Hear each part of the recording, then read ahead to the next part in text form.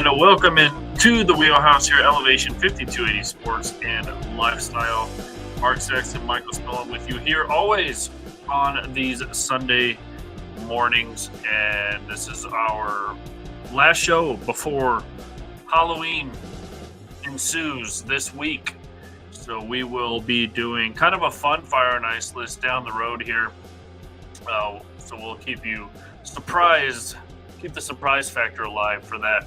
But we will be doing our normal Fire and Ice as well. So you don't want to miss that. Mark, how are you this morning? Doing good. Kind of recovering from that LSU loss. My son's a Texas A&M fan, so I got picked on last night. Well, that's not good. But I see you got your Packers jersey, so you're raring to go. I'm ready. Playing the Jags. Can't wait. It's got to be a good day. Yeah, and there's been a lot of injuries, so we'll get into that in the NFL as well. Just a lot of things going on in the league. We'll obviously have our normal Fire and Ice, like we said. World Series is in full effect. NBA season now in full swing, couple days in, and a big fight last night as well. So we will get all rared up to go here on Fire and Ice. It's now time for Fire. Give me fuel, give me fire, give me that which I desire. He's on fire. I only want a burning desire. Let me stand next to your fire. And Ice. Ice Cube, baby. You're as cold as ice. Ice, baby. All right, if you're new to the program, what we do kind of a who's hot, who's not section of the show. And Mark, where do you want to start this morning? You know, I wouldn't mind picking up right at UFC 308. I'm a huge UFC fan. Fight was a little early in Abu Dhabi, so, Arizona time. For me, it was 7 a.m. the card started, 11 a.m. the main card started. There was some, honestly, it was a banger of a card. Really wish it would have happened Saturday night, just for prime time reasons. However, you're never going to go wrong with this kind of card, no matter what time of day. But some shockers. So I'm going to start off. I'm just going to cover just three of them real quick. Jeff Neal taking care of Rafael Dos Anjos, KO. Handling business. Dos Anjos, tough opponent. Jeff Neal was able to hang in there and do it. Another one, Dan the Man Ige, going down via the decision against Lerone Murphy. Now, Murphy is he was the favorite going into it. Ige's the boss. Stayed away from that fight on my parlay. Fun side note there on my parlay. I picked Jeff Neal. Stayed away from the Ige fight. I did take Magomed Ankalaev over Alexander Rakic, who won a decision, which was a great fight. And then Khamzat Chimaev. Chimaev actually didn't even get, so they have him on a submission, gets under the chin, or so we thought, was on the chin, and with the strength of Chimaev, was able to dislocate Whitaker's jaw, messing up all of his bottom teeth. That was something, but I did have Chimaev as well. And then Topuria knocking out Holloway. Holloway, 35 fights, has never been knocked out till this one. So congratulations, Topuria, being the champion. The first time he got to defend the belt.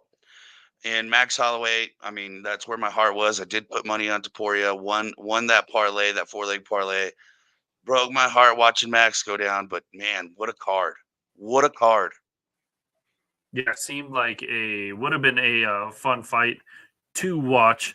Caught up in other things, so wasn't able. Saw some of the highlights, saw some of the reports coming out of it. Yeah, is it normal to have I guess since it's halfway across the world, it's going to be early when it comes to our time. But even still, it seems like these are like Saturday fight nights. Yeah, so the Abu Dhabi fights are always early. Usually, The Abu Dhabi fights are fight nights, which is the free fights that you get to see every Saturday. Normally, when it's a pay-per-view, no matter where it's at in the world, they try and make it prime time for America. Dana White is extremely smart business-wise in that aspect. However, being that it was in Abu Dhabi, I think it was a lot of the fighters from that area in that part of the world. So I think business decision made sense to kind of entertain that side of the world. Well, that would make sense then. So was this a fire list or an ice list? Oh, it was definitely fire. Okay, Definitely fire. So we're starting with fire. Because I mean, the way that everything went down. Don't get me wrong. Obviously, Max going down, especially via the knockout, broke my heart. But just such a great card. Some good fights. Some. I mean, there was really no jaw dropping, unexpected wins, but you kind of got what your money bought for, and it was entertaining nonetheless. Well, there you go. So we are starting with the fire list. One of the things I had on the fire list, obviously, we just kind of touched on at the start of the NBA season, now kind of in full swing as it started last week, and now we're trickling in to a few days into the show now. And, well, here in Denver, we're on the ice list because apparently we look old to Stephen A. Smith, just not rolling on all cylinders yet. They played a tough game against the Clippers yesterday. Came down to the final almost seconds of that game. Freaking Nikola Jokic is 7 from 11 from the 3-point line. Like, what is that about? 41 points, and they still lose. So it almost seems like if Nikola scores more than 35 points, they always lose because he dropped a couple 50 biscuits and they still lost those games. But so hopefully they get their crap figured out. But some teams are rolling. It was good to see Zion back in New Orleans. He got a last second block. I forgot who. I think it was against the Blazers. He got a last second block. So good to see him. Maybe with the E. coli scare mark, he'll be staying away from McDonald's. Although we all know what he loves. Yeah, that new chicken Big Mac looked tempting. I will say, I couldn't tell you the last time I ate at McDonald's, but that one looked tempting. Yes. Yeah, I'm not gonna lie, and God help us if the McRib comes back. Yeah. So I've always, if I do go to McDonald's, I'm always a sucker for still the chicken nuggets or whatever's in those nuggets. But anyway, same. Yeah, I mean, good to see Lonzo Ball back. Good to see LaMelo Ball back. Good to see some of these guys returning from injury that we didn't see a whole lot of last year. I'm already sick though of the stupid Lakers narrative. Whole thing. I don't know how these Laker pages show up on my social media. I'm just like, no, I don't care. No one cares. Like LeBron could be mowing his grass. Let's face it, he never wouldn't mow his grass personally. But LeBron could be mowing his grass and it would make national headlines. And it's that LA market. Yeah, it's first time in landscaping history that father and son have mowed the lawn and trimmed at the same time. That's how bad this is.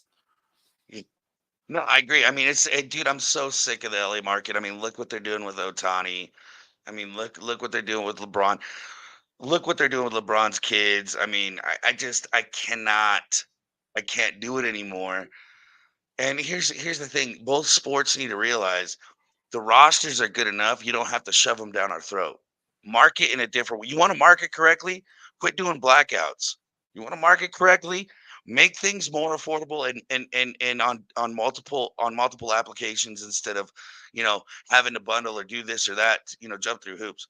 Quit trying to shove rosters down our throat and make us buy in. You know what I mean?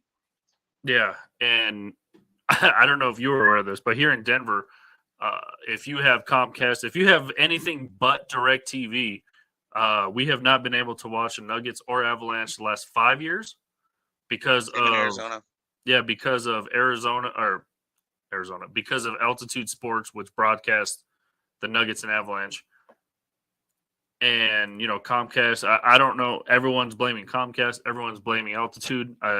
Obviously, you probably heard of the Cronkies, who are the owners of the Nuggets, Avalanche, the LA Rams, Yep. Arsenal soccer team. I mean, they are one of the wealthiest families in the country. And not only that, I don't know if you knew this either. They are related to the Waltons, who own the Broncos, who are another wealthy, like some of the grandkids are married to the other family. So it's wow, I didn't know the rich two families were related. That's crazy. It's rich sports ownership royalty here in Colorado. So, and now they're I know we're going off a whole nother side tangent, but now they have a whole downtown city landscape planned. So they are, and the Waltons are the wealthiest football owners in the country now. They just taken over as the wealthiest owners after purchasing the Broncos a couple years ago. So, and if you don't know who the Waltons are, they are the owners of Sam's Club and Walmart. So that's the Waltons. Their great grandfather or somebody was Samuel Walton, and if you can't put two and two together, then I feel sorry for you. No, honestly, so I knew who the families were. I just didn't realize they were related. And and I could that's unfortunate. totally making crap up, but if I'm not wrong, they are related in some form or fashion. That is just an unfortunate situation. Yeah, I mean, for as much as this has been going on here, and they finally came out with an app yesterday, Altitude Plus, so we are able to buy that now. So last year, or maybe 2 years ago, I got Fubo, so I literally paying $120 just so I could watch the Nuggets and Avalanche. But now that Altitude came out with this app, I canceled Fubo, and this is only $20 a month. So you see how easy that decision was. But why did it take so long for this to happen when we haven't been able to watch games in 5 years? And not only that, both teams, Nuggets and Avalanche, have won championships in the last 3 years, and you're still not able to watch two championship teams pretty much, except for when they make it to the playoffs. Then it's on national TV, and pretty much everyone can watch. Ridiculous. Yeah, it's ridiculous. But see, that's my problem. I mean, even the MLB, obviously the NBA, the hockey could always do better.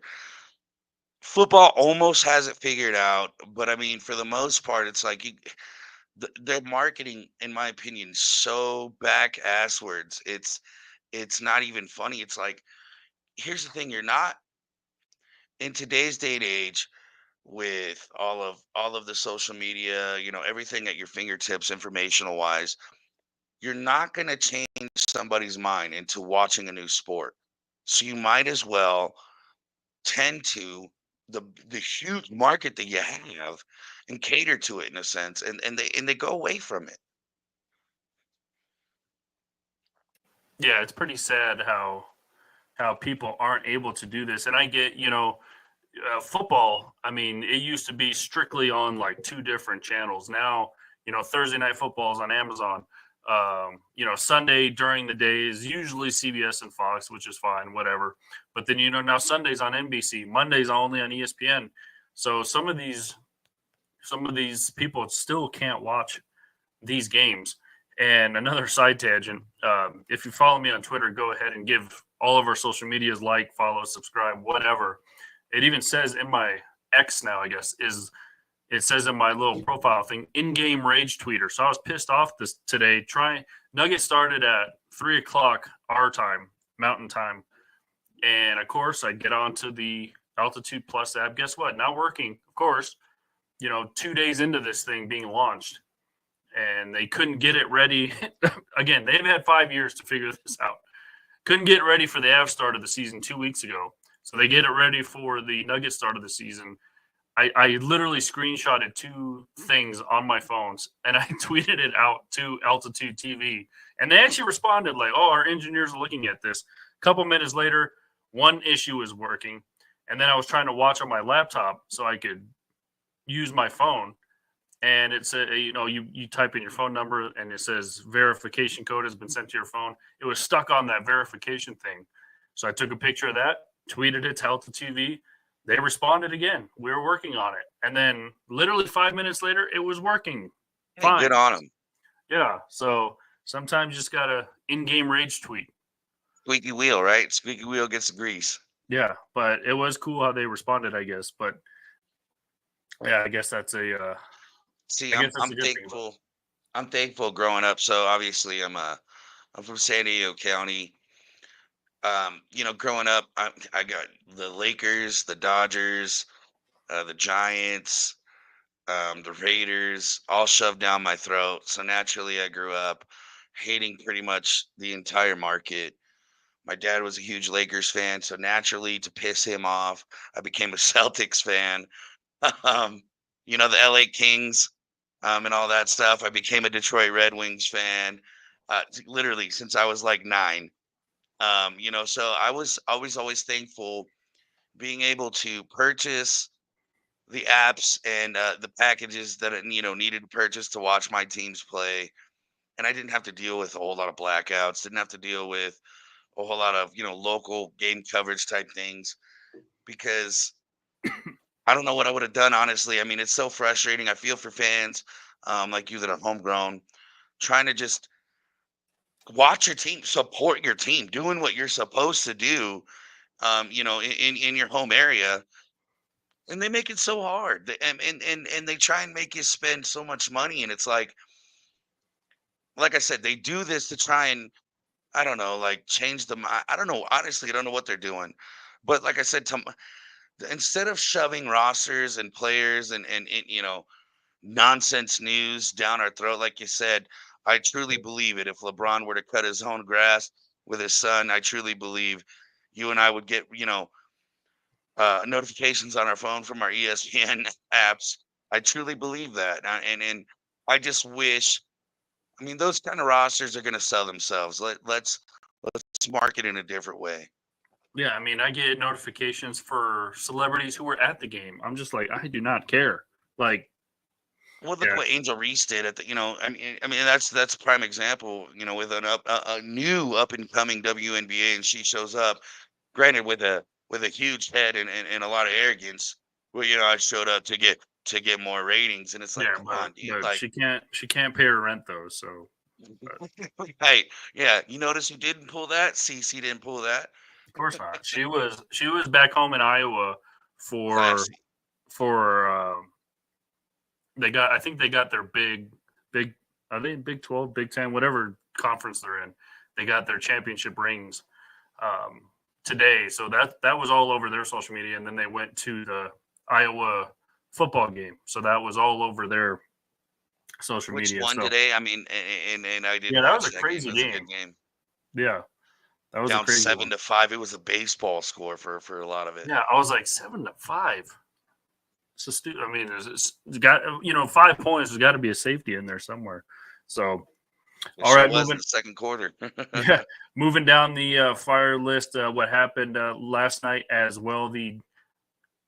Your other favorite team, the LA Dodgers, take a 2-0 series lead in the Fall Classic. We knew what happened on Friday night. Freddie Freeman hits the walk-off grand slam, which is convenient. I think it was like 26 years to the day since Kurt Gibson hit that walk-off, the old gimpy Kurt Gibson. But then Freddie Freeman delivers a walk-off grand slam. Did I read this right? The first walk-off grand slam in World Series history? That's crazy. Since '88, Since '88. All right. I believe. Still crazy. Still it took what 36 years. 30, yeah. And here's the thing too. I mean, all credit to the Dodgers. Obviously, they're doing exactly what it takes. I am a Dodger hater. Make no mistake, to any of you folks who are getting to know me still. Um, I have my 9-year-old son convinced that every spring the California penal system allows their inmates to come out and play ball. He does not know any better. He's none the wiser. But no, honestly, Yeah, that's where Ricky Vaughn came from. So right. But he at least went to a good team, one we could all root for. yeah, No, honestly, all credit to the Dodgers. 4-2. they're doing what it takes, right? I mean, listen, you chase Rodon 3 1/3, getting 4 runs on him. I mean, you're jumping on him quick. 6 hits against him, 4 under runs. I mean, you only allow him 3 Ks. I mean, this is the map that you need to follow to get yourself a title. Once again, just like I've said before, I said this last week on on the show. The the Yankees need to find a way to beat the Dodgers other than the long ball, right? Game 1 last night, or 2 nights ago, the was it Stan going yak? Yeah, Stan went yak with Soto on the base. It's 2 runs. It still wasn't enough. Jazz Chisholm playing some small ball towards the end of the game, in extra innings, able to scrape across. Last night you had Soto go yak to tie the game, but still, the only 3 Yankees that hit were Soto, Stanton, and Chisholm. Everybody else wore the collar. You cannot win ball games, especially against a roster like the Dodgers, by just hoping that you're going to win with the long ball. You have to consistently hit. You have to string hits together. And most importantly, you have to give your pitching support. I mean, Friday night, Cole pitched a gem. He held the Dodgers to 2 runs. What else can you expect any pitcher to do against this kind of roster? He did his job. Yeah, and I'm going to say his name. Yamamoto went out there and was throwing darts as well. And, of course, the probable, I'm guessing for sure, AL MVP Aaron Judge has really struggled not only this series, but kind of dating back to the ALCS. I think I read that he's 0 for his last 9. And so he has been really, really struggling. A guy that led the American League in home runs, and again, probably going to be, I would assume, unanimous AL MVP, if not pretty close. And you can't have a guy like that, batting third or batting cleanup or wherever he's batting in that lineup to be 0 for his last 9 with runners in scoring position. You just cannot have that if you're the Yankees. No, agreed. And you're right. He is batting third. Obviously, that's where you put your best bat in the lineup. It's been that way since the game has started.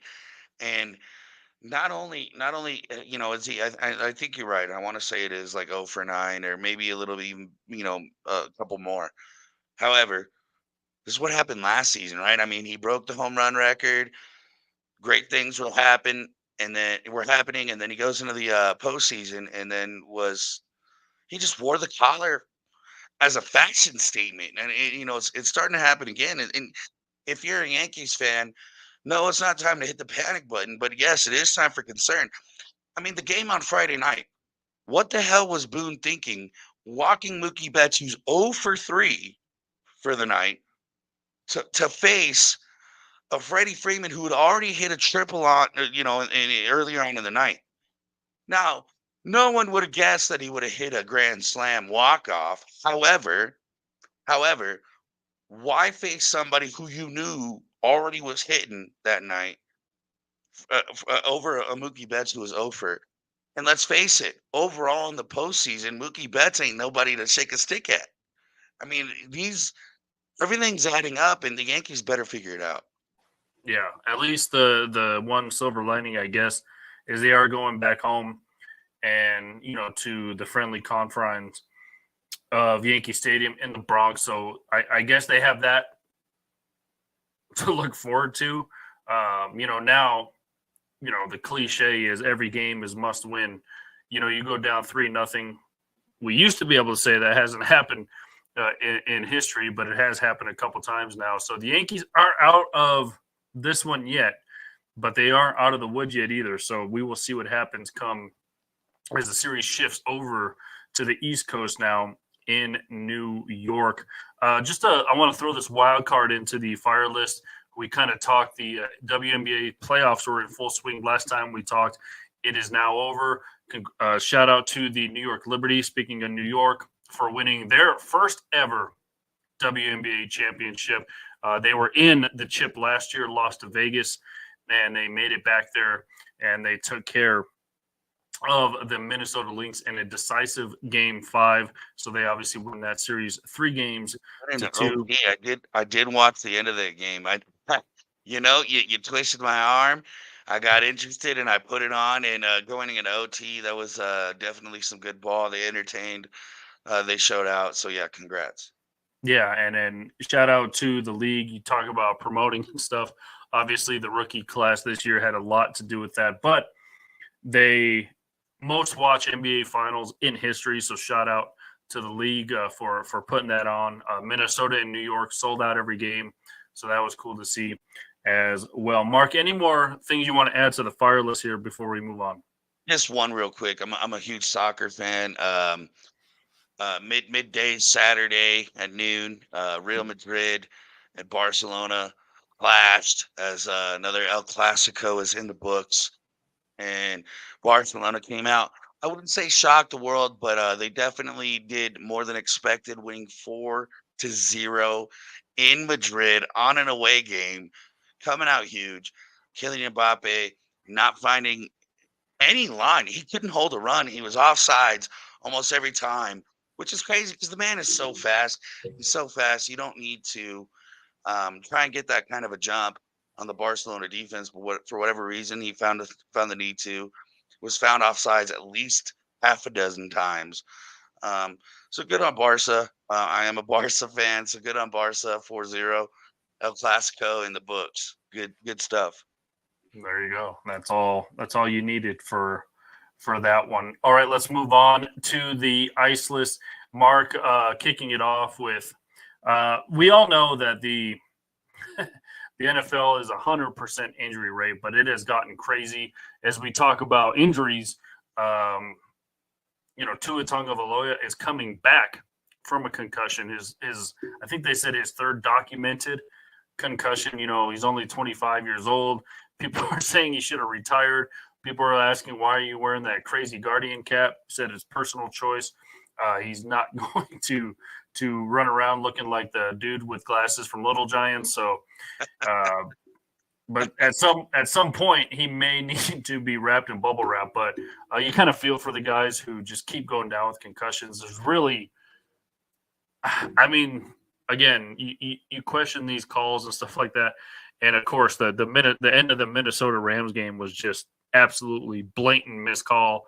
I don't know how the referee committee or whoever came out and said we didn't have a clear view. There's literally every angle they had of that. There's a ref in each shot, and especially the one where he's standing in the back of the end zone. You could literally see him leaning, and you could see Darnold's head turn with the face mask. It's crazy. I mean, real quick, Michael, I just for the life of me, I don't understand why the NFL, and this is not the first time this kind of thing has happened. Why does the NFL not turn around and kind of do like a soccer where they have the VAR, right? And you'll have the referees at a computer, and they're saying, hey, man, you missed this call. Why not have this in the NFL? Honestly, what would it have hurt, and how would it have changed anything by giving Minnesota the chance that they naturally should have had by saying, hey, you missed this call, go ahead and redo it. Yeah, and it would have been hard for Minnesota to really climb out of that hole.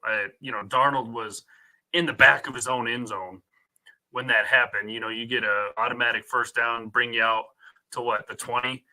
They still would have almost 80 yards to go to try and win that game. I don't remember what was the score of that game, because I guess they could have gotten field goal range as well, depending on what the score was. I don't have it in front of me, but it still would have been a challenging task to come back and win that game anyway, a game that they probably should have won against I guess Minnesota, as we talk about injuries, the Rams also got back Cooper Kupp and Puka Nacua, and you could kind of see the chemistry that they almost got back in a week's time, defeating it was a 10-point game. So I guess they really had no shot at winning that. You'd have to go all the way down, score, kick an onside kick, which, let's face it, today's kickoff rules, it's hard to really do an onside kick. But, and then, shift over to Carolina. They're going to be without their two best wide receivers.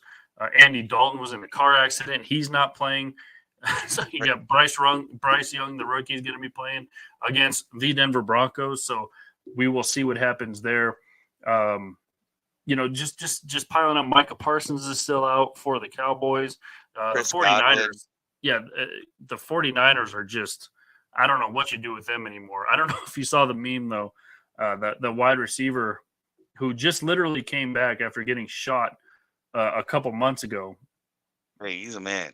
Good Yeah, on I him. forgot his name, but there was a meme that says this Pearson, he literally got shot in the chest and still made it back on the field before Christian McCaffrey. So And he didn't let that fool take his watch either, like a man. yeah, see that. But yeah, 49ers are backed up. Yeah, you just saw Mike Evans and Godwin go down. I By the think way, that broke my heart, yeah. honestly. By the way, Watching. did you see Queen get? I think he got fined for the tackle he did on Godwin. They said it was a hip drop that dislocated his ankle. What are you gonna do though anymore nowadays? I mean, honestly, no, I don't think there was any intent behind that tackle. Yes, it was hard. Yes, it was rough.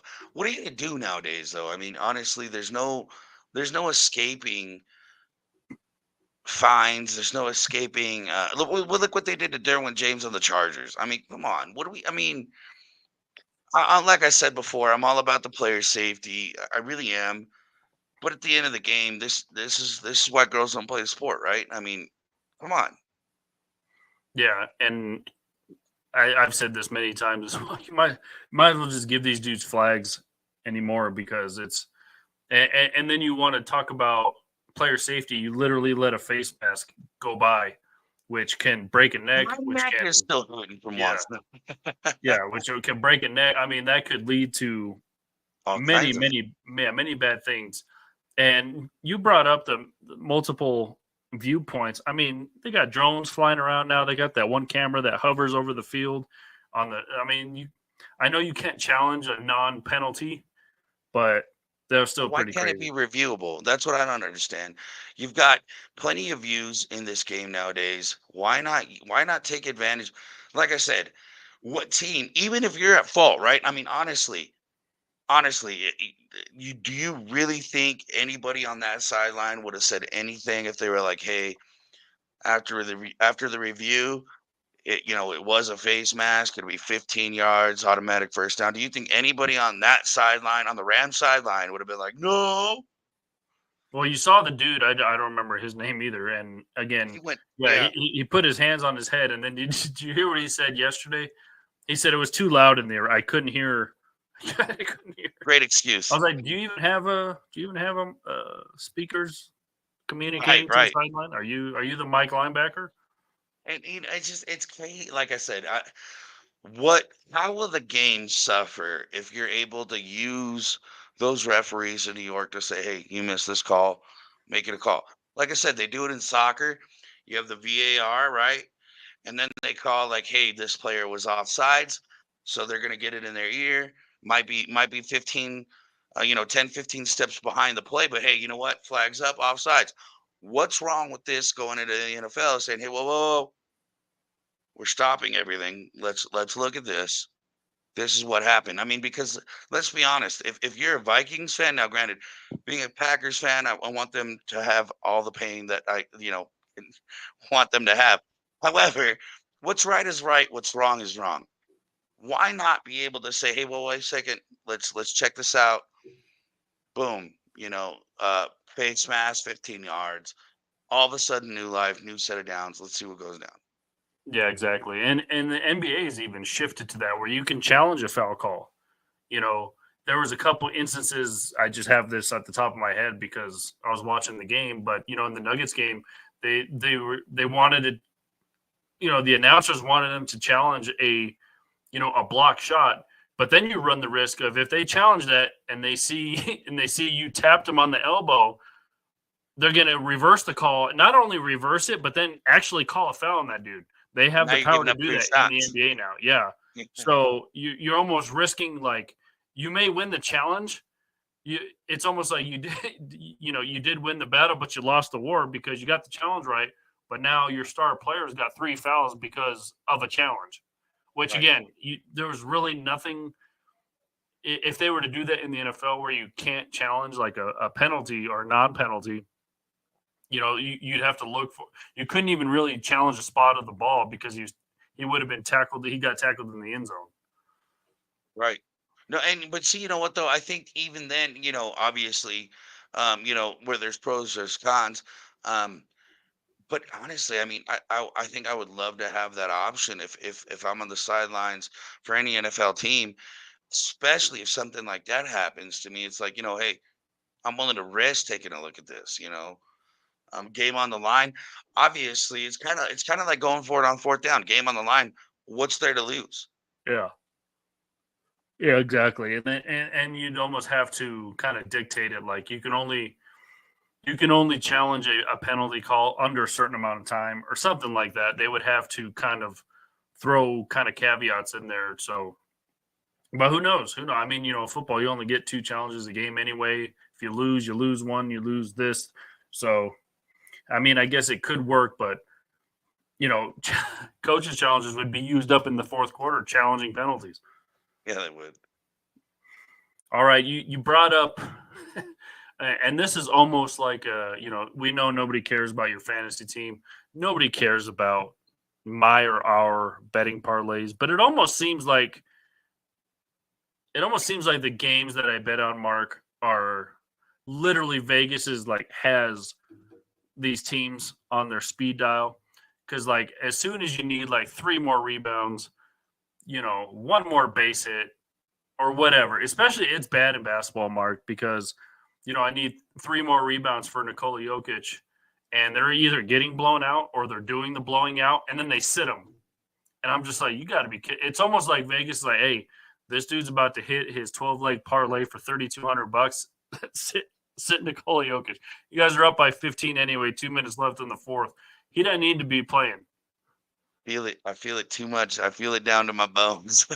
Yeah, it is. It almost seems like Vegas is on the horn with these people. But hey, you hit a couple today though. Oh, I did. So what was cool was obviously I hit the parlay on the fights. I had a small parlay off the Barcelona game. But here's where it breaks my heart. You ready for this? I mean, I had an 11-game parlay for Saturday college football. 2 Friday night games. I took USC over Rutgers. Obviously, SC won. Took Boise State over UNLV. Notre Dame over Navy. Oregon over Illinois. Bama over Minnesota. Iowa over Northwestern. TCU over Texas Tech. Texas over Vandy. Miami over Florida State. Now, mind you, all those have won. So that's 8 names. That's 8 games. And there was we'll call it the Great Divide in the old Saxton household as my son's Texas A&M Aggies took on and they hosted the LSU Tigers. And that's where my boys let me down. So I had them on my parlay. They lost 38-23. And are you ready for this? The very last one on my parlay was Colorado over Cincinnati. And Colorado did they think. So, I mean, 10 out of 11. Michael, what do I have to do? I don't understand what Vegas doesn't understand about an 11-leg parlay that can't hit. Yeah. And people are like, you need to shorten your parlays. You need to do round robin or whatever. I'm just like, no, these 10, 12-leg parlays are so much fun. You only bet life and happiness. Yeah. I mean, who are you to question my decision? Like, I've come so close, Mark, so dang close. Like the baseball game on Friday, I didn't come close yesterday. Like once, you did a bad betting job when it's the 5th inning and your bet is already in the settled category of the app. You're just like, well, that's not good because that was me. That was me on that was me today. Night World Series. Yeah, that was me on yesterday's game. But Friday's game, I had a 14-legger, missed 2. The Nuggets home opener on Thursday. I needed 26 points from Nikola Jokic. He scored 16. And then, of course, yesterday he goes off for 41. You're like, dude, like 40 burger, a 40 burger out of nowhere. Yeah, and of course they lost by double digits that game, so they took him out with like 2 minutes left, and you're just like, God dang it! Like, what do I have to do almost? Yeah, we got to make it good with Jake Paul and Barstool, obviously, to get bets because those fools hit all the time. Why can't we? Yeah, and then that one dude who's literally, I follow his dog on Instagram. The one dude who's is just almost at like every major sporting event. I forget his name. He's got like The the one that orange curly hair. jumps up and knocks the ball into the baskets. That one you talking about? No, not that dog, but this guy. I think he works for Barstool or Oh. one of these sporting outlets. I honestly forget his name, but he's everywhere. I think he literally professionally bets on sports. That's all this guy does. I mean, he'll throw down like 100,000 and walk away with 2 million. You're like, what the hell is this guy doing? Like, I want to say he does work for Barstool, but I could be wrong. Why can't that be me? Yeah, but if you don't follow his dog, Peaches is his dog's name, by the way. So go follow go follow Peaches. I have to. Mark, what you got for the ice list? So, obviously, I mean, we had the NFL injuries, huge. Our parlays, extremely huge. Uh, and I'm gonna go on and call me a broken record, but I'm gonna throw the LSU Tigers on there, man. That hurts my heart. Both teams 6-1, and don't get me wrong, the Aggies are a good football team. But this year, especially with things shaping up how they are, Oregon being the number one in the nation, Bama, Georgia, Texas all falling. I thought, hey, maybe LSU is going to get a huge bowl game out of this. If not, a shot at the Natty in the playoffs. Dropping one against the Aggies is really, really going to hurt. Really going to hurt. And I am not looking forward to the AP polls at all. Yeah, that was that's probably a tough, excuse me, tough pill to swallow. Also, that Vanderbilt Texas game was I think closer than a lot of people thought. But hey, Vanderbilt's throw some curveballs at a lot of people this year. So that Beat Bama. that was a crazy game. We touched on kind of almost the fall of Alabama last week, but they I want to say escape, but they got away with a victory yesterday as well. So we have some crazy games. I do got one more for the ice list. Yes, sir. And this isn't. This is more just to talk about and kind of have fun with. But Otani separated shoulder. Yeah, I that's mean, huge too. What are we gonna do? How long, if at all, is he gonna miss? And what does that do to that Dodgers roster? What do you think? Well, it definitely takes away the dynamic part of what the Dodgers lineup is, and of course, he did it trying to steal a base. So And you get take away, thrown out. yeah, That makes You it hurt take- worse. It's got to. you take away that aspect of it, but yeah, it's going to be interesting because he hits home runs. Obviously, hasn't pitched all season, so you were like, oh, maybe that's going to help because he walked away with surgery last year, and they're like, we'll just make him a full-time DH. They're like, thank God the National League has universal DH now. We don't have to even play him in the field, and somehow he still gets hurt. He still gets hurt trying to steal second base, but let's face it. I mean, he was a top base stealer all season long as well. Why And not send him? do you remember what was the score when he was trying to do that? Dude, I I don't want to say remember. I want to say it was 4-1. It was after the home run. So I Yeah, want to say it was so 4-1. So I don't understand yeah, why are you trying to the steal the aggression. base? Yeah, that's kind of questionable. But maybe maybe the translation didn't come through, and Dave Roberts is just like, don't steal, and he just said, oh, steal, okay, and then he gets See, hurt. with Otani running the way that he's had all season, I bet you he doesn't even have a steal sign. I bet you he's got a green light whenever he wants. I mean, naturally, because I mean, why wouldn't you, right? He should have a green light based on the production that he's had. So I bet you, he was trying to make something happen. You know, he had the green light. Nobody was telling him no, so why not? And unfortunately got injured. Personally, I mean, let's face it, even against the Mets and the Padres, yeah, he's had a couple of big hits, but he has not been huge at the plate as, the Dodgers would have wished. And although obviously losing in Otani is always going to be a big and huge loss, I'm not saying anything like that. However, this might be the spark that the Dodgers needed. You know what I mean? This might bring up other people. I mean, look at Kike, right? Look at Teosco.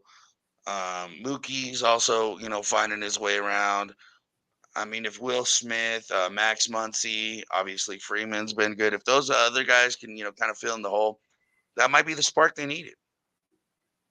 Yeah, and when in other sports, when other guys get hurt, it's always next man up and stuff like that.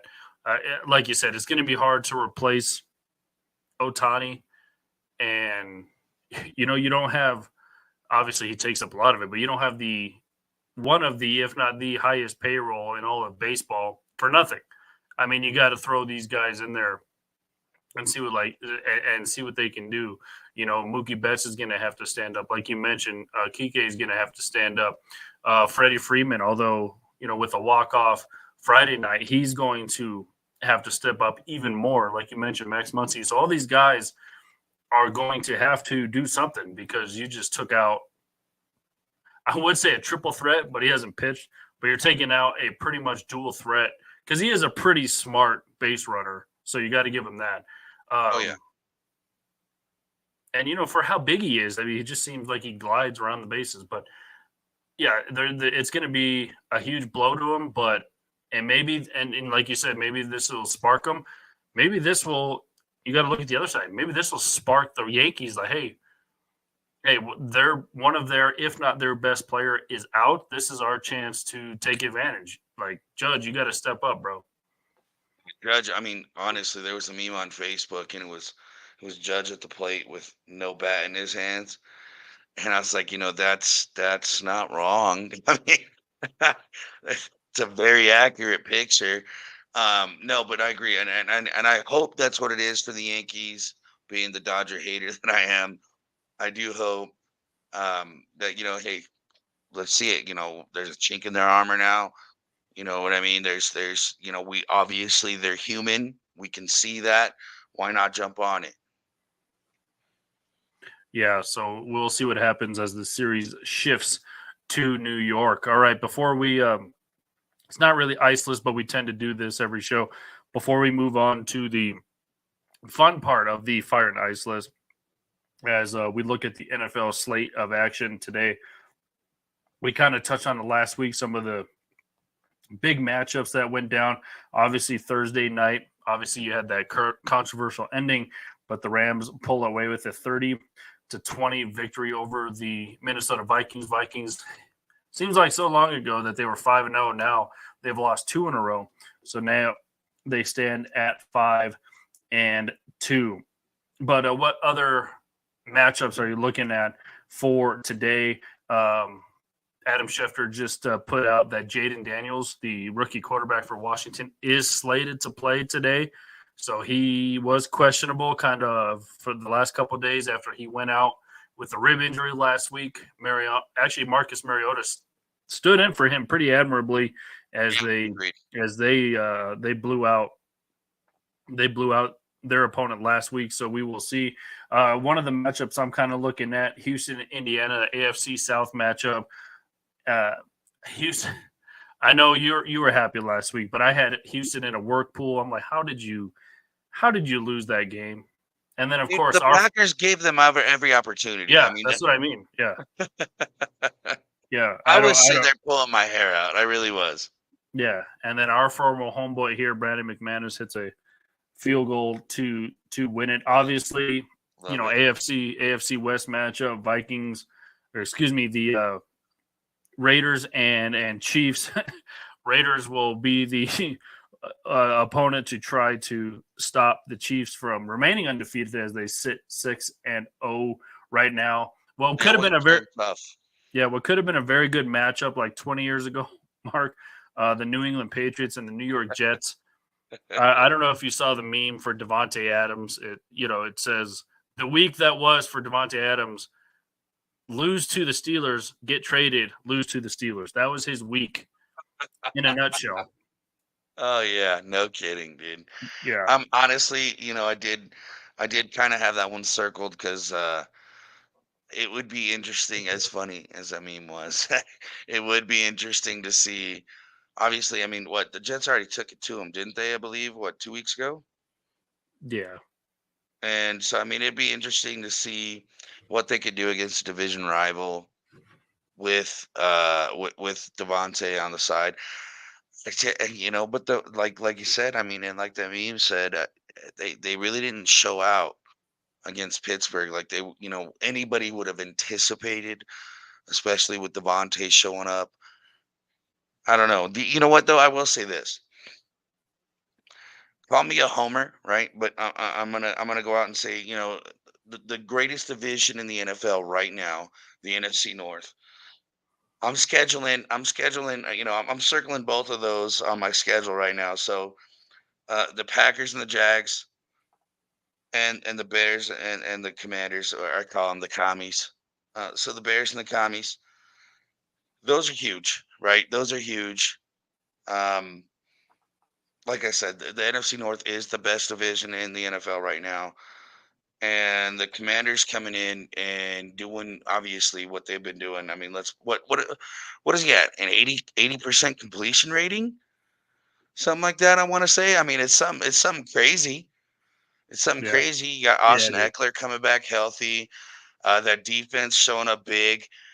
Um, and then the Bears. Here's the problem though. In the NFC North, you're not fighting for any other thing than to keep your head above water at this point because everybody keeps winning.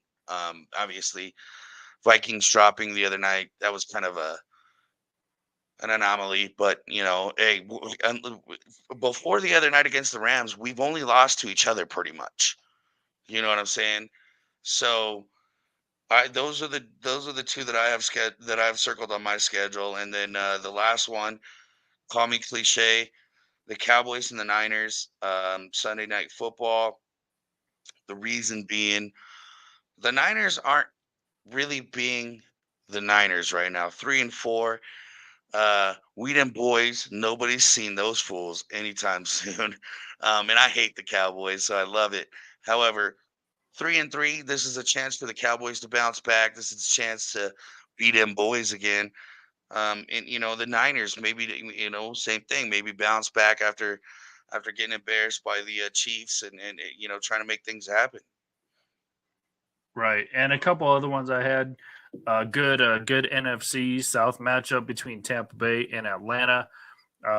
Another one too, Buffalo at Seattle. Not a lot of people thought Seattle would pull one out last week in Atlanta, but they walk away with the victory. So that'll be an interesting place for Buffalo. How about this? This is the first start in Seattle for Josh Allen. Kind of crazy.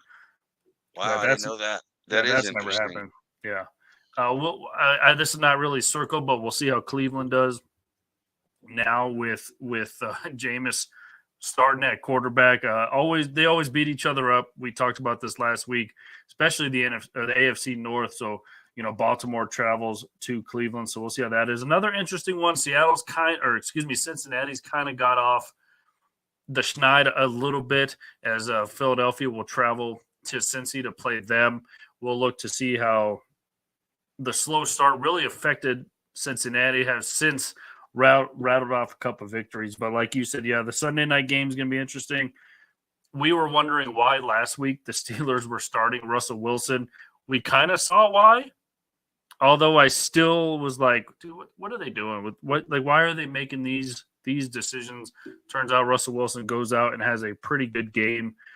And, Some good decisions as well. Yeah, they beat the Jets. So Monday night's really not too intriguing, except probably to see who Steelers are rolling with at quarterback, I guess. The Giants, all intents and purposes, are benching Danny Dimes. So we'll see another former homeboy from Denver. Drew Lock maybe get the start for the Giants on Monday Night Football. Drew Lock, yeah, that's good for him. I mean, I want to go back real quick to the Cleveland game. Famous Jameis. All I do is Winston. I can't. I love it. I mean, here's the thing. Call me corny, call me cheesy. I've always rooted for him. I've always thought he was a great dude ever since Florida State. Yeah, yeah. Love that. But Mr. Crab's leg himself. I just hate that he's becoming more of a Fitz magic, if you will. Traveling amongst the teams, making shit happen in small areas, but also in big ways. Obviously, I've got my money on the Ravens. I would just love to see famous Jameis. All I do is Winston do great things, and that's that. But just wanted to throw that out there. Yeah. So we'll see how he does, and it'll be interesting to see what happens with Jameis. I like that. Famous Jameis. All I do is Winston. Yeah. So, and we might see Drew lock him up in New York. That was bad, I know. But yeah, well, you don't want to hear my. Keep him coming. We got all day. Hey, Drew Horsecock Lock. That's my guy. There you go. See, it all works. Going back to injuries now, looking at Miami too, Tyreek Hill is now questionable with I just had it pulled up, with a foot injury. So he is now questionable to go into his first game back. And I forgot what I saw, but there's a quarterback who caught a touchdown as a quarterback this year. I forgot who it was, but whoever it was has more touchdown receptions than Jalen Waddle and Tyreek Hill combined. So that is not good if you are the Miami. It does hurt a little bit, doesn't it? Yeah, the Miami Fins. I don't see Anthony Richardson on the injury report for the Colts, but I'm assuming he's still out. My goodness, what kind of a quarterback could that young man be if he could actually finish a game being healthy? Yeah, and he won a couple fantasy games for me at the start of last season. But of course, good old reliable Shane Falco is now in at the quarterback position for the What's Falco? Yeah. He's the replacements. He's in there. Right. There you go. Great movie. Yeah, always can rely on good old Shane. Always gets the cheerleader at the end. It's crazy. That's it. All right. Let him be your hero. Yeah, we're gonna wrap up our sports edition of Fire and Ice. We're gonna move on to kind of a fun little list that we put together in the spirit of Halloween. None of us are dressed up. Well, you're kind of dressed up. You're I got my Aaron Jones. Is that an Aaron Jones jersey already? That was quick. So what I was gonna wear my banana suit. I do have a banana suit. I was gonna put that on, but I didn't want to be the odd man out. I literally have zero costumes to wear. I am a overgrown child. I have costumes. I think I have a Star Wars onesie of the Mandalorian I could probably work out, but yeah. I wore orange not only for the Broncos today, but also because that's the color of pumpkins. So there you go. I love it. Yeah, and it is a Bronco shirt, by the way. There it is. Oh, I wish they never went away from the old logo with the D. Yeah, everyone loves the D. All right, so let's get this. So we decided we were gonna kind of flip a coin on whether we kind of do our most overrated, maybe horror movies. Don't really have to necessarily be Halloween movies, but horror movies in the spirit of ghosts and ghouls and stuff like that this week. And then we kind of flipped a coin between that and maybe kind of overrated costumes or something like that. So the coin landed on movies. So we're going to do a Fire and Ice list of maybe our favorite or what we deem overrated horror movies and stuff like that. We're only going to do about 3 each. And if more come to mind, we can throw them in there as we talk about it. As you know, we kind of go off on tangents anyway. So the more we think about this, more might come to mind. But Mark, what are you starting with? Well, first of all, what list are you starting with? You know what? Let's what did we start with last time? We started with fire, right? So let's start with ice this time around. And honestly, I feel one of the most overrated, in my opinion, on the ice list is Freddy versus Jason. I mean, you have the Freddy movies, which are, in my opinion, second to none. When it comes to villains and bad guys and doing bad guy things, because there's never been another guy like him, right? And then you put him up against Jason, who's kind of everybody's kind of been like Jason in any movie. You know what I mean? Yeah. So overrated. So Jason kind of is Jason's the one with the hockey mask, right? Yes, sir. Jason. All right. So I don't know where I was going with that. All right. So what I have on my list, I don't know if these are in any particular order, but what I have is the Scream franchise. I think they're about to put out Scream 8 because I saw a post that just got this, by the way. George Kittle expected to play Sunday night versus the Cowboys. So there you go, fantasy players. The Scream franchise. I just saw a post that Courtney Cox is slated to reprise her role along with Nev Campbell, and the whole crew's coming back for Scream 8. I don't know if 8 is the correct count, but it feels that way. So it's like 27. Yeah, to be honest with you, I don't even know if I saw the first one all the way through. Really have no desire to watch any of these movies. And let me throw this out there too, kind of a caveat. I love thrillers, I love horrors and stuff like that, but some of them are just so predictable. Like you saw that commercial a while back. I don't know when it ran or whatever. They're like, do we? I think it was a car commercial. It's like, do we run to the car that's starting waiting for us? Yeah, Or let's do we go run? to the running car. Yeah, or do we run to the old tool shack? Let's You know, hide stuff behind like the that. chainsaws. Yeah. Yeah. So every movie is kind of like that, really, if you Agreed. think about it. But I do And have the Scream movies were the same. I the first one was cool. I did watch the first one. I did like Damian Lillard. I think that's his name, Damian Lillard. Played Shaggy, right? Yeah, he's in Milwaukee now. Yep. Right, yeah, and so hey, I did like the I first think it's one. Matt. I However, think it's Matt Lillard. Matt Lillard. I thought it was Damian I think Lillard. it's pronounced Lilliard, but I could be wrong too. Either way, think there's I an mean, he extra I in played there. Shaggy. He was in Summer Catch. He was Without a Paddle. That was my guy. Summer Catch. Summer Catch, by the way, underrated baseball movie. Fantastic Yeah. film. Yeah. I mean, it captured the romance of baseball, while capturing what it's like to be a baseball player with all the outside noise. See, So I love that. tangent again, another underrated romance baseball movie, and this could all be a show, by the way. Fever Pitch with Jimmy Fallon and Drew Barrymore. I like that. I love movie. it. I love that movie. I'm gonna go a step further and say also For the Love of the Game with Kevin Costner. Okay. For the Love of the Game, I think it's underrated because they thought it was, a lot of people was like it's a love story, which don't get me wrong, it is. However, watching every bit of Kevin Costner throw that perfect game, I mean, come on, against the Yankees. I'll go another step further. The Rookie with Dennis Quaid. Ooh, And you know why? Because great he was in movie. love with the freaking game. Amen. Like a 40-year-old rookie pitcher. And why not chase your dreams at any age? Yeah, Why all not? right. Let's get back on track. What's next on your ice list for Halloween / horror movies? So this one kind of took a little bit, but it was very simple once I got to it. The Halloween Michael Myers series, after what, the third one, I think, in my opinion, it just was overplayed. It was nah.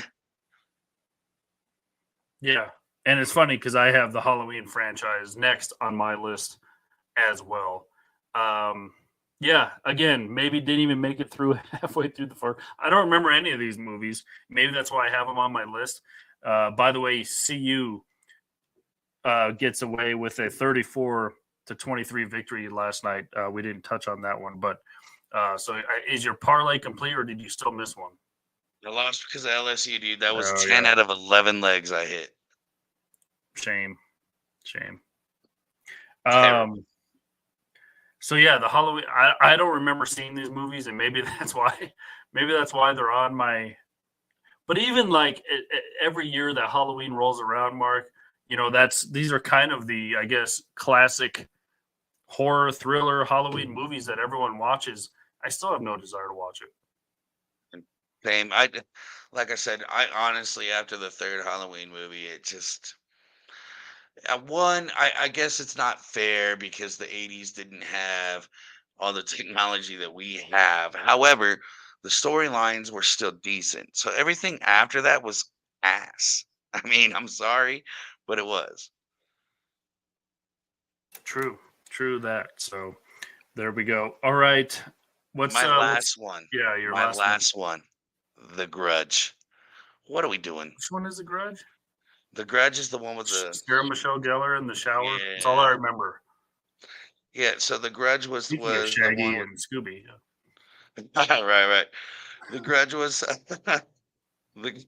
dude, and it wasn't even that good of a film, but it was the little girl with the hair, I right? thought that was. I thought that was. I thought No, that was that's The Ring. no. Yeah, well, yes, but The Grudge was Was that a sequel? yeah, no, The Ring. The Ring was the girl that came through the TV, right? Yeah, this one came out of a well, if I I remember thought correctly. I thought there was wells in both of them because the Ring wasn't that the. I don't know because I thought the Ring was in the shape of the well because a girl got thrown in a well or You're fell in a right. You're well. right. So the Grudge. Are you? So I don't know if well, I can't show my phone on. I mean, I guess I could, but like I don't know if you're gonna see it. But yeah, same thing. The hair, right? I mean, and it's a supernatural film series released by Sony Pictures based on. Well, see, okay, now I'm just reading the thing, and that's no help at all. Um, All I remember is Sarah Michelle Gellar's in this, right? That's all I kind of remember. I want to say you're right. Yes, And she's like in Japan or China or somewhere. something like that. I could be. I don't know. But are you thinking of the Ring? No. It's definitely the Grudge. It's Okay. definitely the Grudge. Like if you could just see her Yeah. with her eye, Oh you yeah, know, right the there. hair. The See, Grudge and just was that got me confused because I thought there was a girl in the Ring who it had her was hair down. that's the one that crawls out the TV though. That's Yeah. where you're yeah. Yeah, I Maybe they're forget the sisters. Grudge. I don't know. All I really remember because I haven't watched it in so many years. All I remember is that weird noise, and then she comes in and like kills and eh, Yeah. eh. Meh. Meh. Yeah. Yeah. All right. To round off mine, I guess, is kind of a big hit for a lot of people during this time. But The Nightmare Before Christmas. Um, I usually like the twisty and edgy stuff that Tim Burton throws out there. Like Edward Scissorhands, stuff like that is pretty cool. But I don't know. This movie never captivated me. I do like kind of the soundtrack that goes along with it. Right. This is Halloween, stuff like that. But the movie itself, I couldn't even tell you the last time I watched it. Have no interest in rewatching it. And a lot of people just love Jack Skeleton, dress up for him for Halloween, stuff like that. But I just can't do it. I love that. In my opinion, I think that's a hot take, and I love that because I do love Nightmare Before Christmas, but I'm also the weirdo to watch it during Christmas time, not See, Halloween. I was gonna say, is it a Christmas movie as well? I that's my thing. That's what I do. Yeah, But yeah. hey, I'm like, In a hey, couple months, well, we might break down Christmas movies. So revisit it, right? yeah, yeah. Don't get me started on Die Hard during that time. Oh, But all hey. right, let's counteract these points as we flip over to the fire list. Starting with number 3 on my list, Mark. I know you have the original version of this somewhere in your list, but it chapter 1, and me saying chapter 1 should automatically clue you in that it's the newer version of it. The second one, the second newer one, I mean, for so much, it had such an all-star lineup on paper for the second one, and it wasn't even close to being as good as the remake of the first one. I mean, Bill Skarsgård plays Pennywise, did an awesome job in Great this. The kids did an awesome job. Finn Wolford, who's you might know him from Stranger Things, was a kid in this. Just crushed it. This Great movie job. just crushed it. So that is number 3 on my list. And we kind of built this list on kind of personal choice. Obviously, it is our personal choice. While we felt the other 3 were overrated, why we would never watch this is kind of like I put this together as obviously personal choice, but also what I grew up watching. So I kind of went that direction. But what do you got to kick off your fire list? So I was torn. I was torn between these two movies, and I think they're both great. Not necessarily Halloween, however, just scary movies. The ones that make you think really is what I really love the most. Um, I was tied between The Sixth Sense and American Psycho, so I'm gonna have to give my number 3 to American Psycho. Yeah, that I one mean, I just definitely is a. I mean, it's a true definition of a psychological thriller because oh it yeah, makes you think. So many twists and turns. So yeah, and the uh, Sixth Sense. If you want to make a wild card spot, I mean, baseball changes their playoff format all the time. If you want to throw in a wild card spot, that the would be Sixth my wild Sense. card. Yeah, it's the Sixth Sense. I mean, man, growing up, I mean, he was dead the whole. Spoiler alert: he was dead the whole. It blew my mind. Yeah, To it's this still. day, to Yeah, this day. I don't know if you've seen. I'm going to butcher his name. Nate Bargnazzi's stand up. I don't know. If you haven't, I mean, I get clips on social media and stuff like that. But if you haven't, go watch where he talks about the silent treatment because he brings up the movie The Sixth Sense, and I'm gonna butcher it, paraphrasing obviously, but he says, "We, as husbands, we're used to that. We just thought his wife wasn't talking to him anymore." Yeah, so But you know what's funny? It's funny because I've never heard that. But yeah, it's just I was like, oh no, I get it. He pissed her off. yeah, That makes sense. she's just completely ignoring him at this point. Little did we know he got freaking killed way before that.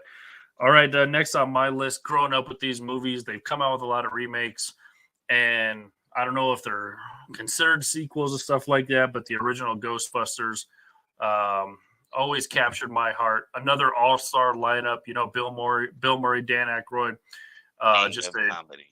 just a classic. The first 2, obviously, they remade. I think I watched Frozen. What's it called? Frozen Kingdom. Yeah. Frozen something. I don't remember the title, but anyway, it had Paul Rudd in it and stuff like that. That one was actually pretty decent. I didn't mind that one. I haven't seen the other ones, I like but I got both of the new Ghostbusters. ones. I like both of the new ones. Both of them had Paul Rudd. Okay. I was lucky because I grew up with the Ghostbusters as well. Loved Ghostbusters. I was lucky. My son, without any help at all, fell in love with Ghostbusters. And I think when he was 4, 3 or 4, he's 9 now. So 3 or 4 years old, he was like, Dad, we got to be Ghostbusters together. So I did. I bought the whole suit. I bought the get up. We were Ghostbusters. Dude. We went out on the town and trick or treated. And he loved every single Ghostbusters. We went and saw the 2 new ones. Dude, I love that on your fire list. I do. Yeah, and I guess though, yeah, and it was cool that they brought back Dan Aykroyd and a bunch of the old cast. So that was cool to see as well. So I like when they make a sequel like 30 years later, and and then they bring back kind of the guys that started it all. It's always cool to see. Agreed. My number 2, you already kind of hinted on it. The original. I did read the book, watching the original movie, and the message, and what's another one that makes you think. Obviously, there's some scary parts, if you will. However, the original, it is and the message behind it, where there's nothing to fear other than fear itself, and it says that in the book. Phenomenal story, phenomenal acting. I, I I'm a sucker for it. I love it. Yeah, I couldn't tell you the last time I watched the original but uh and obviously they, like you kind of brought up earlier, they don't, in the I'm was it made in the 80s? Was it 80s? Yeah, But I either want to way, say I mean, late 80s, early 90s, something like that. either way, the technology that they have then compared to today, obviously, they can almost digitize what Pennywise looks like. But Tim Curry did an awesome job as well. Tim Curry's Um, a boss. yeah, and I and I will say this though. What's his name? Who did the new clown? Drew blank on his name. What's his name? Bill Skarsgård. Yeah, Bill Scott. Oh, dude, that, in my opinion, is what should have. No, don't get me wrong. Love Tim Curry. Think he did a great job. But that's the scary voice. Yeah, I wanted that voice with the original clown suit. Because I mean, you're thinking clown, and you're drawing somebody, you're drawing a child, you're drawing Georgie into this sewage system.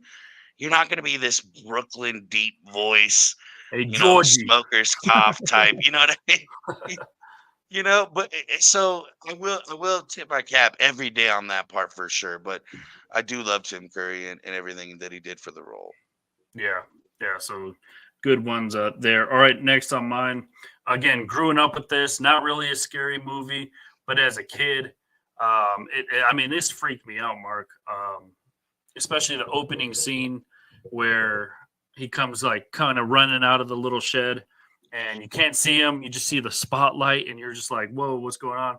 But ET, man, shout out to ET, and it growing up as a kid, I think I watched this. I couldn't 50 times during, the Halloween season. Um, it always was.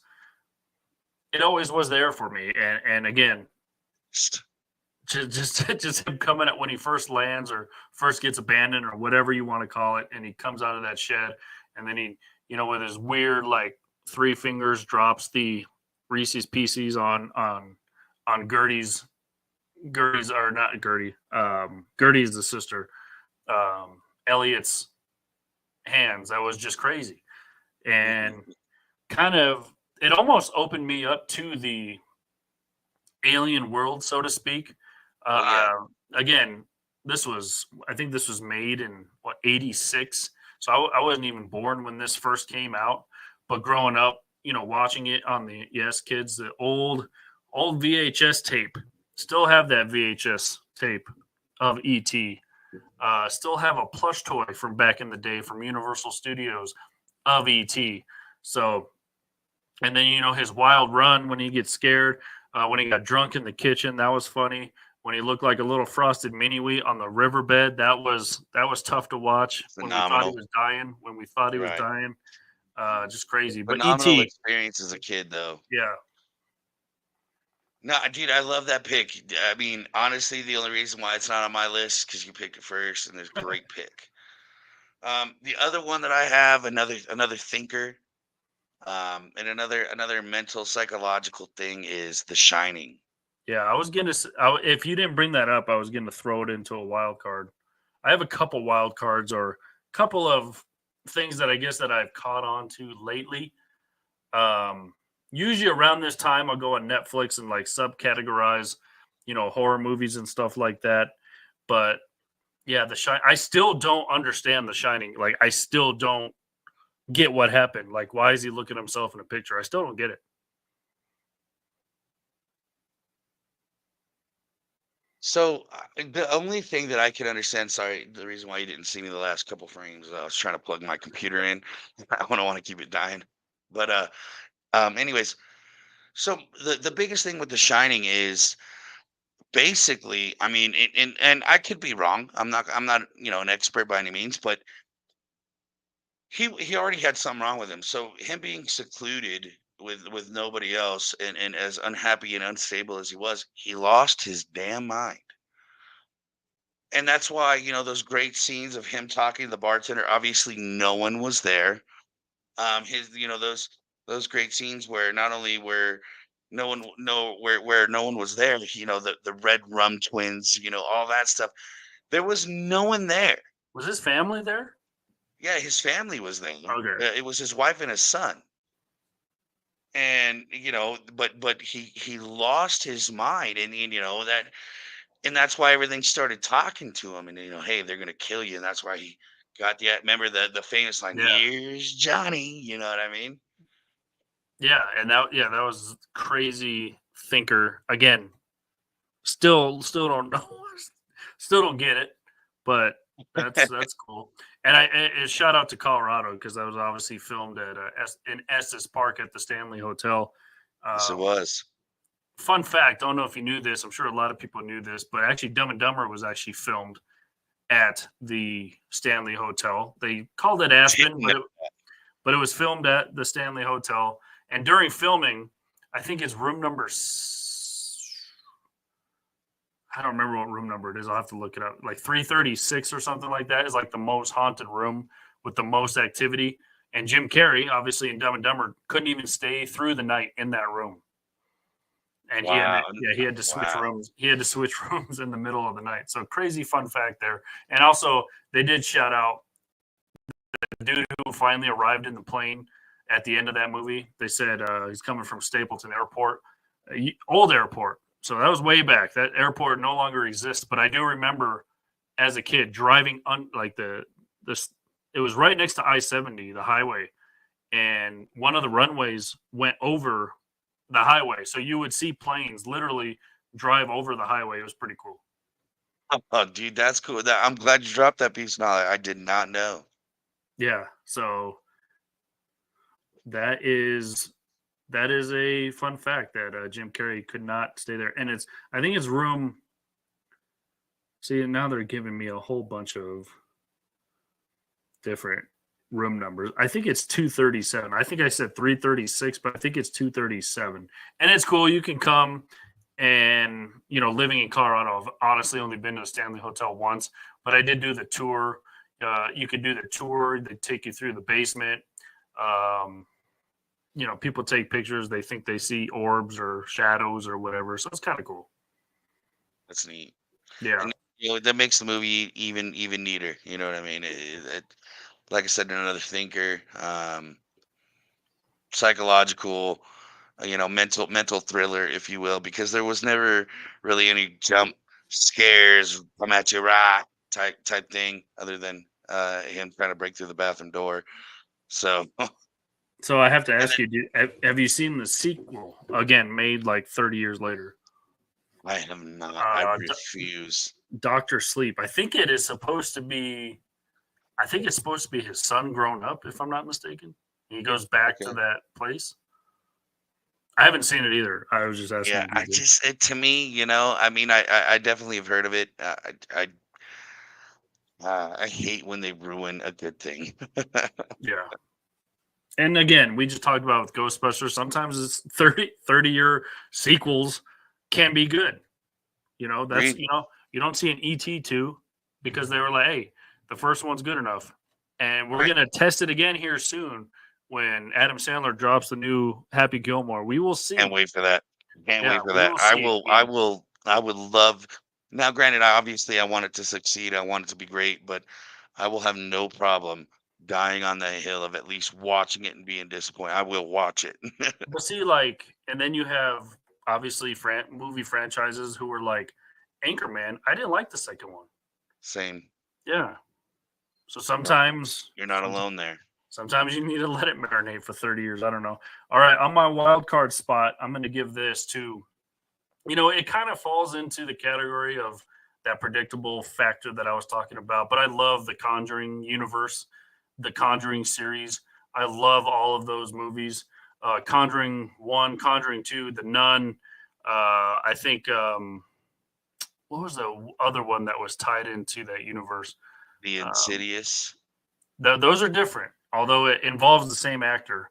But I got I'll a have to quick look it up. side story. I got a quick side story. I was, what, 19, 20 years old? Whatever I was. I was dating a girl. And mind you, Michael, I'm not proud about what I'm about to tell you. So we were sitting there and we watched Insidious, right? That movie was the only movie as a grown adult. Well, I guess I'm still a kid at that age, but still, not living at mom and dad's anymore, right? Scared the living and forgive my French shit out of me. And so after this movie, the girl I was dating at the time, she was like, "All right, let's turn off the lights and let's go to bed." So she leaned over to turn off the lights, and I was like, "Stop." She's like, "What'd you say?" I was like, "You will leave the light on." She's like, "Excuse me?" And I was like, "No, no, no. I have no qualms. We are sleeping with the lights on for the rest of the night, and I don't care." She was like, "It was a movie," and I was like, "You stop yourself. I'm sleeping with the lights on," and I sure did. I sure did. Sure did. Yeah. Slept with the lights on. You know, kind of funny you bring that up because, this is, I don't know when this was. It was the year after, so it was like 1999. I remember watching it was Super Bowl 34. It was the Rams and Titans because it was after the Broncos repeat at my stepmom's old house. And after the game, me and my stepbrothers watched the Blair Witch Project. And when you first watch that, I was what, 11? Was it 99? So I was 12 in 1999. And you don't know like the inner workings of how movies are made. I was Maybe 8. you do. I was 8. Yeah, but I didn't know what that meant. Like I didn't know, like I thought it was a true documentary. We all did in 99. If you were under the age of Yeah. 16, you all thought it was And real. again, we didn't have smartphones back then. We couldn't look Or up like, hey, Google. yeah, show me the making. We thought it was a real movie, real documentary, stuff like that. And I don't even know if I went to sleep, Mark, to be honest with you. I blocked out a lot. I was like, oh, cool, we watched the Super Bowl. And then, yeah, I think I was slated to sleep on the couch. I think I slept in one of their rooms. I couldn't sleep alone. It Couldn't was cope, dude. crazy. I get it. I get it. Yeah, crazy. So I do throw the Conjuring universe as a wild card here, Great and wild it card. contains a whole bunch of movies. Obviously, The Nun, Annabelle. So if you Annabelle want was to, scary. yeah, if you want to watch it in order, it goes The Nun, The Nun 2, Annabelle Creation, Annabelle, Conjuring. The first one, Annabelle Comes Home, The Curse of La Llorona. That's the one I was thinking of. I couldn't. Conjuring 2, and then The Conjuring, The Devil Made Me Do It. And I think they're coming out with one more in The Conjuring itself. But if you remember The Nun, the demon's name is Valak. She was so popular. I think it was in the first Conjuring movie that they had to make spin-off of that. And then obviously And Annabelle everybody made dressed her. up as her. Oh, I remember that. Yeah, and then Annabelle made her appearance in one of the Conjurings, and it was so popular that they had to make a spin-off of that. And it was just so crazy and so good. So I love the Conjuring universe. The Insidious you brought up, I still haven't watched a new one. I think it's called Red Door. First I don't one was know. enough for me. I feel First like one they're was enough for competing me. against each other, but Patrick Wilson, who's the main actor, the main dude in both of these movies, good actor. He's in both of these. They're like, hey, let's steal Patrick Wilson and make a scary movie franchise Television. with him. Yeah. But yeah, it is. They don't really mention much about La Llorona. It doesn't. I don't know how it really ties in to the Conjuring universe, but it is in there. So if you haven't watched any of these movies, go watch them. The Nuns are pretty good. I think they're making another Nun one as well. I mean, and obviously these movies, like the first Nun one, is supposed to be set in 1952, and it goes all the way up to 1981. And I forgot what state it is, but I forgot Patrick Wilson and his wife were used to be famous like ghost investigators, and their house now, I think it's like in Connecticut or Maine or something like that, you can go. Their house is a museum. And spoiler alert, the original Annabelle doll is an old Raggedy Ann doll, still locked in a box in their museum house. So that's pretty cool. No way. Didn't know that. Yeah. So that kind of wraps up our cool list. Anything else you want to throw in before we? No, I love both wild cards. I love both wild cards. Yeah, it almost makes me want. So I have a confession to make. Speaking of psychological thrillers, I've never seen like Silence of the Lambs or any of the Hannibal Lecter movies. I have. They're great. They're not top film, at least for me and my style. Like I said, I like the mental psychological, although it plays huge into that. Don't get me wrong. It was really slow for me at the same time. Yeah. I mean, you have one of the quotablest, I don't know if that's a word, lines ever in Hello. Hello, Clarice. Yeah. And I still haven't seen it, but everyone knows what that's from. Also, I don't know if you've followed along the Paranormal Activity franchise, but I found myself down a Paranormal Activity rabbit hole and watched all of them. Every single one. And it got really stupid weird towards the end. Yes, it did. I forgot what the last one was called, like the Death Circle or. Yeah, but see, I was with a bunch. I forget, and I was with a bunch of friends. This must have been 2017 area, and I watched whatever movie would have been the newest one at that point in time, and I thought that was dumb then, and I did myself a disservice because I didn't watch from the start. So. Yeah, I was never a fan. That was almost on my overrated list, but because of the fact that I didn't watch the first, 2 at least, I was like, I'm going to leave it because I don't want to talk out of school. Yeah, and the first one came out in 2007, so I was 19. So at that time, you're just like, I mean, I can see how this could be a real documentary, but again, I don't know how I got myself in a Paranormal Activity rabbit hole, but I did watch like all 5 of them. Right. Craziness. All right, but that's going to do it for us here on the Wheelhouse. Hope you had fun with us with our fun fire and ice list. If you have any movie suggestions you want to add, please comment on the video, YouTube, Facebook, as X as well. Don't forget to go to our homebase, e5280sports.com. Rashad Mitchell has a newer-ish. He just dropped an article on Friday, so go check that out. And all of our audio video content is up there, so make sure you go there and like and subscribe all of our social media posts. And don't forget, we finally did it. The Stalking Dead is coming your way tonight. And a second one coming up too.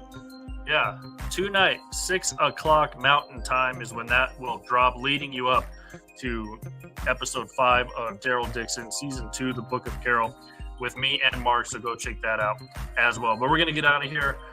Mark, any final thoughts before we depart? Once again, thanks for having me. Had a blast. Great talk. All right. For Mark Saxton, I am Michael Spill. We will talk to you next week.